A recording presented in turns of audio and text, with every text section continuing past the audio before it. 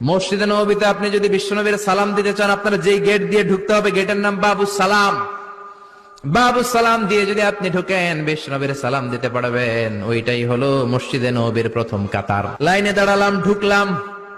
ভাগ্য ভালো, এমন একটা জায়গা পেয়েছি লেখা মাকান তাহাজ্জুদি রাসূলিল্লাহ, মানে এই জায়গায় রাসূল তাহাজ্জুদের নামাজ পড়তেন। আল্লাহর শুকরিয়া আদায় করে 2 রাকাত সালাত পড়ে আবার প্রথম কাতারে ঢুকে গেলাম। এবার বিশ্বনবীর সালাম দেওয়ার পালা। হাঁটতে লাগলাম সবার সাথে।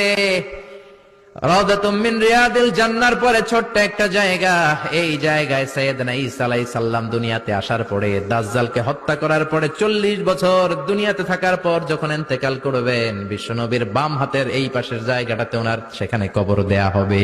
সুবহানাল্লাহ, ছোট্ট একটু জায়গা, কবর দেয়া হবে সেখানে।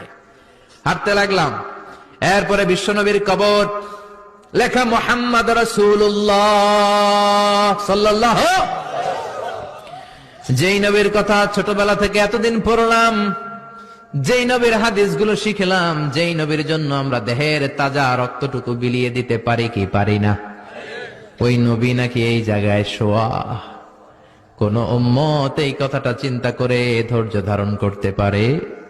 নিজেকে সামলে রাখতে পারে না, বুক ফেটে কান্না, সে চিৎকার দিয়ে নবীরে ডাকতে মনে চায়, কিন্তু